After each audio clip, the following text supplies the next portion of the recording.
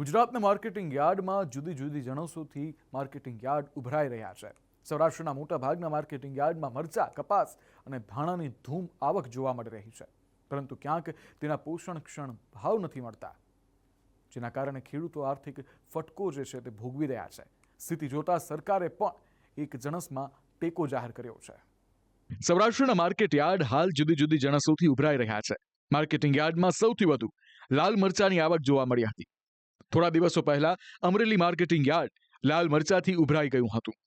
Marketing યાર્ડમાં દરરોજ 1000 થી 1500 બોરી લાલ મરચાની આવક થતી હતી।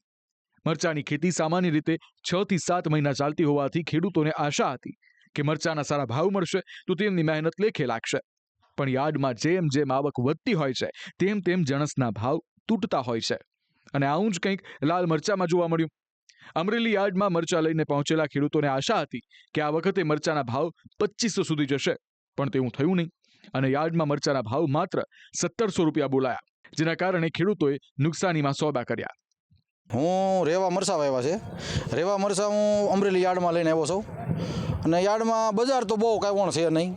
2140 રૂપિયા બજાર છે। મરસા બહુ સારા છે, પણ માર્કેટમાં કાંઈ વેપાર એવો હાલતો છે નહીં, એટલે આમાં નુકસાન જ આવ્યું છે ખેડૂતને કાંઈ લાભ મળે એવું છે નહીં। અને જે ભાવ અમે ધારી કે ભાઈ સાનિયો મરસું છે તો એના 2500 રૂપિયા આવવા જોઈએ, એને બદલે 1700 થી 1800 રૂપિયા ભાવ આવે છે, એટલે ખેડૂતને અત્યારે ઉતારવાના ખાલી 300 રૂપિયા મજૂરી છે મળે, અને પાક સક્ષમ પાક ન કહેવાય, અને ભાવ પૂરો આવતો નથી, એટલે ખેડૂતને ભાવ આવતો નથી। બજારમાં જાય તો એનું મરચું પાવડરના 300 રૂપિયા ભાવ છે, એટલે આમાં વજેટિયાનું વધારે તકલીફ છે, બરાબર છે। એટલે કહેવાનું થોડો ઘણો ભાવ વધે તો ખેડૂતને લાભ થાય અને ખેડૂતને થોડું ઘણું મહેનતાણું મળી રહે। તો હાલ હવે માર્કેટિંગ યાર્ડમાં ધાણાની મબલક આવક જોવા મળી રહી છે। ધાણાની ભરપૂર આવક થતા ગોંડલ માર્કેટિંગ યાર્ડ હાલ લીલુંછમ જોવા મળી રહ્યું છે। યાર્ડની બંને બાજુ 10 કિલોમીટર લાંબી વાહનોની કતારો લાગી છે, અને હરાજીમાં 900 થી 2100 સુધી ધાણાનો ભાવ બોલાયો છે। સત્તાધીશો આ ભાવને સારામાં સારો ભાવ ગણાવી રહ્યા છે।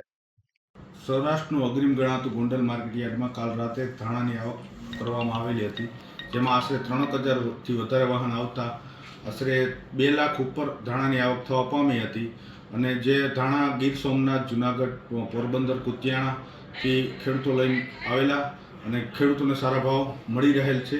જ્યાં સુધી બીજી જાહેરાત ન થાય ત્યાં સુધી ધાણા લઈ આવવું નહીં, એ ગોંડલ માર્કેટ યાર્ડની યાદી। પરંતુ યાર્ડમાં વધુ પડતી આવક થતા ધાણાની ખરીદી બંધ કરી દેવામાં આવી છે।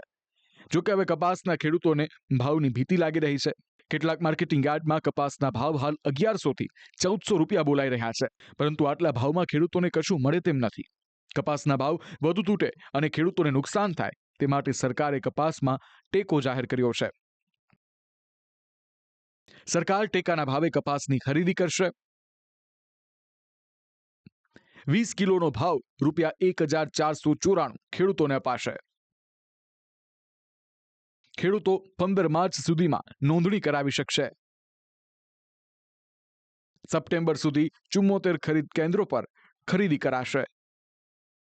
ત્યારે લાલ મરચા અને દાણાથી દાઝેલા ખેડૂતોને કપાસમાં ટેકો આપી સરકારે મદદ કરવાનો પ્રયાસ કર્યો છે। જો કે બધા ખેડૂતો ટેકાની જફામાં પડતા નથી। તાત્કાલિક રોકડની જરૂરિયાતવાળા ખેડૂતો તો માલ લઈને બજારમાં પહોંચી રહ્યા છે, અને જે ભાવ મળે તે ભાવમાં કપાસ વેચી રહ્યા છે। ત્યારે આગામી સમયમાં કપાસના ટેકાથી ખેડૂતોને ટેકો મળે છે તે જોવું રહ્યું। બ્યુરો રિપોર્ટ, સંદેશ ન્યૂઝ।